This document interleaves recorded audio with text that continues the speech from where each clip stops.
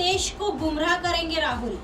BJP नेता रविशंकर प्रसाद बोले, अहंकारी है कांग्रेस नेता। नमस्कार, मैं हूं आपके साथ सोनल और आप देख रहे हैं MNS न्यूज नेटवर्क। तो आइए खबर जानते हैं विस्तार। राहुल गांधी लंदन से लौट आए और वह गुरुवार को संसद में चल रहे बजट सत्र के दूसरे चरण में शामिल होने सदन पहुंचे। पिछले दिनों लंदन में गई टिप्पणी पर भारतीय जनता पार्टी लगातार राहुल गांधी से देश से माफी मांगने की बात कर रही है। वही राहुल ने आज सदन में पहुंचते ही लोकसभा अध्यक्ष ओम बिरला के पास पहुंचे और सदन में बोलने का समय मांगा। बाद में उन्होंने मीडिया से भी बात की। राहुल की प्रेस कॉन्फ्रेंस के बाद बीजेपी के नेता रविशंकर प्रसाद उन पर हमलावर रहे और कहा कि भारत में अवतरित होते ही राहुल झूठ बोलने लगे। प्रसाद ने कहा कि राहुल के अहंकार से हम परिचित हैं, पर उनका अहंकार देश से बड़ा नहीं है। रविशंकर प्रसाद ने आगे कहा, राहुल आपसे माफी की मांग क्यों की जा रही है? क्योंकि आपने विदेश में यह कहा कि अमेरिका और यूरोप को भारत में गिरते लोकतंत्र पर नोटिस करना चाहिए। राहुल की आदत है कि विदेश जाएंगे तो भारत और यहाँ की जनता का अपमान करेंगे। राहुल से सवाल करते हुए शंकर प्रसाद ने पूछा कि राहुल गांधी जी, चीन से आपका क्या याराना है? राहुल गांधी देश की विदेश नीति को कितना समझते हैं, इस पर भी बहस करने की जरूरत है।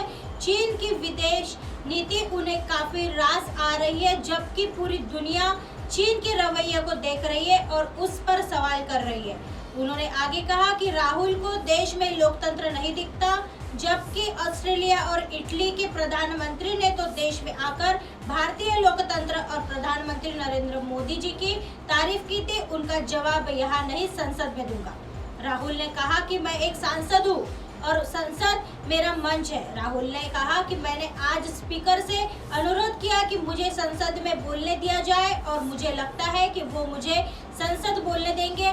मुझे उम्मीद है कि मुझे कल संसद में बोलने की अनुमति दी जाएगी। भाजपा और पीएम मोदी पर निशाना साधते हुए राहुल गांधी ने कहा कि सरकार अडानी मुद्दे से डरी हुई है। आखिर अडानी और पीएम का रिश्ता क्या है?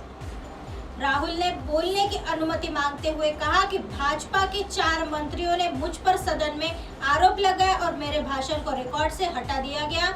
मैं संसद में सारे सवालों के जवाब दूंगा और ये इंडियन डेमोक्रेसी का टेस्ट है कि मुझे बोलने दिया जाता है या नहीं। बता दें कि विदेश दौरे से लौटे राहुल गांधी गुरुवार को संसद की कार्रवाई में भाग लेने के लिए संसद पहुंचे। हालांकि राहुल के सदन में पहुंचते ही हंगामे तब्दील हो गई, जिसके बाद संसद को कल 11 बजे तक के लिए स्थगित कर दी गई है।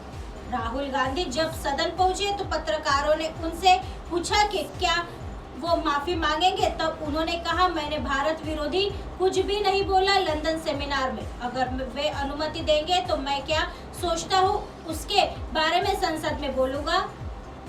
कांग्रेस के पूर्व अध्यक्ष राहुल गांधी के लंदन वाले बयान पर हंगामा मचा है। माफी की मांग को लेकर बीजेपी हमलावर है, तो वही कांग्रेस इसे अडानी मुद्दे से और बीजेपी जांच की मांग से ध्यान भटकाने की कोशिश बता रही है।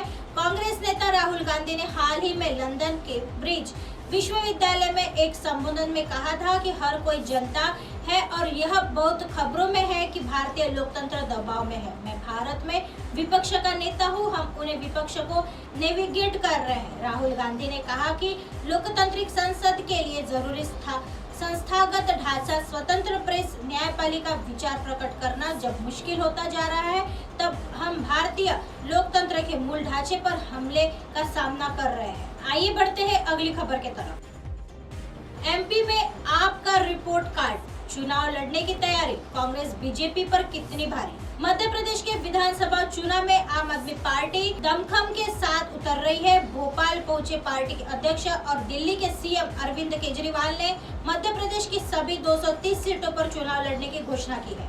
ऐसे में समझने की कोशिश करते हैं कि मध्य प्रदेश में कांग्रेस बीजेपी के अलावा तीसरे विकल्प के लिए जगह बनाना कितनी मुश्किल चुनौती है। काम न करूं तो दोबारा वोट मांगने नहीं आऊंगा, केजरीवाल। पंजाब के सीएम भगवंत मान ने 7 भोपाल आए केजरीवाल ने कहा कि हमने पंजाब में अपने ही एक नेता के खिलाफ तुरंत कार्रवाई की। भगवंत मान जी को मुख्यमंत्री है, दबा सकते थे, लेकिन नहीं तुरंत कार्रवाई की। मोदी जी, ये होती है ईमानदारी, जो तुम कर रहे हैं वो है भ्रष्टाचार मुक्त नहीं है। आगे उन्होंने कहा कि दिल्ली पंजाब में हमारी सरकार ने बिजली, इलाज और स्कूल में शिक्षा मुफ्त कर दी है। मध्य प्रदेश में भी एक मौका दीजिए, यहाँ भी सब मुफ्त कर देंगे। काम न करूं तो दोबारा वोट मांगने नहीं आऊंगा। मध्य प्रदेश में पहले से ही फ्री की योजनाएं चल रही है। मुफ्त वाली योजनाओं को लेकर वरिष्ठ पत्रकार और राजनीतिक विश्लेषक दीपक तिवारी ने कहा कि मध्य प्रदेश में पहले ही 100 यूनिट तक के बिजली बिल पर सरकार सब्सिडी दे रही है। कांग्रेस भी पहले 100 यूनिट तक बिजली फ्री कर चुकी है। फ्री वाली राजनीति को लेकर 2018 के चुनाव से पहले शिवराज सिंह चौहान ने भी संभल योजना के तहत 3 से 4 करोड़ लोगों के खाते में सीधे पैसे पहुंचाने की योजना शुरू की थी, लेकिन बीजेपी को बहुमत नहीं मिला था। एमपी में फिलहाल आम आदमी पार्टी की कोई साख नहीं है। पंजाब, दिल्ली में बात अलग थी। वह छोटा राज्य आप हर लोगों तक पहुंच पाई, जहां आपका कोई नेटवर्क नहीं, कोई लीडर नहीं। 2018 में आपको 1% वोट भी नहीं मिला था। आम आदमी पार्टी पहली बार 230 सीटों पर चुनाव लड़ने जा रहे हैं। इससे पहले 2018 में पार्टी ने 208 सीटों पर चुनाव लड़ा था और 2.5 लाख से ज्यादा वोट बटोरे थे। हालांकि ये 1% वोट भी नहीं था। दीपक तिवारी वरिष्ठ पत्रकार और राजनीतिक विश्लेषक, मध्य प्रदेश में आम आदमी पार्टी का अस्तित्व न के बराबर है। 2018 में आम आदमी पार्टी को लेकर थोड़ा उत्साह था। मध्य प्रदेश में हमेशा से ही 2 पार्टियां रही है। तीसरी पार्टी को लेकर जनता सोचती है कि ये किसी को जिताने या हराने के लिए आए हैं। एमपी में आपकी तुलना ओवैसी की पार्टी AIM से होती है, क्योंकि ये दोनों पार्टियां अप्रत्याशित रूप से बीजेपी को ही फायदा पहुंचाती है। मध्य प्रदेश पंजाब या दिल्ली की तुलना में बहुत बड़ा राज्य है। यहाँ आपके लिए आसान राह नहीं है। आइए बढ़ते हैं अगली खबर की तरफ। मनीष सिसोदिया के खिलाफ एक और केस दर्ज, लगा भ्रष्टाचार का ये नया आरोप। दिल्ली शराब घोटाला केस में जेल में बंद दिल्ली के पूर्व डिप्टी सीएम मनीष सिसोदिया के खिलाफ सीबीआई ने एक और केस दर्ज किया है। फीडबैक यूनिट के गठन और नियुक्तियों में भ्रष्टाचार का आरोप मनीष सिसोदिया पर है। मनीष सिसोदिया के खिलाफ सीबीआई ने भ्रष्टाचार का केस दर्ज किया है। ये मामला फीडबैक यूनिट के गठन से जुड़ा है। सीबीआई ने गृह मंत्रालय से मिली मंजूरी के बाद सिसोदिया के खिलाफ भ्रष्टाचार का नया केस दर्ज किया है। इस मामले में सीबीआई ने प्राथमिक जांच नवंबर 2016 में ही जांच शुरू की थी। फरवरी 2016 में दिल्ली सरकार ने फीडबैक यूनिट बनाई थी। अब एक और केस दर्ज होने के बाद मनीष सिसोदिया की मुश्किलें और ज्यादा बढ़ सकती है। एफबीयू के गठन में ऐसे हुआ भ्रष्टाचार। बता दें कि भारत सरकार की गृह मंत्रालय ने मनीष सिसोदिया के खिलाफ भ्रष्टाचार का केस दर्ज कर जांच शुरू करने की मंजूरी दे दी है। दिल्ली सरकार के फीडबैक यूनिट के गठन और उसमें की गई अवैध नियुक्तियों में भ्रष्टाचार को लेकर ये मंजूरी दी गई है। सीबीआई ने नवंबर 2016 में एफआईआर दर्ज करके अपनी जांच शुरू की और पाया था कि फीडबैक यूनिट के गठन में भ्रष्टाचार किया गया। नियमों को ताक पर रखकर फीडबैक यूनिट बनाई गई। सीबीआई ने ये जांच तत्कालीन डिप्टी सेक्रेटरी विजिलेंस दिल्ली सरकार KS मीना की शिकायत पर शुरू की थी। भ्रष्टाचार पर नजर रखने के लिए बनी थी यूनिट।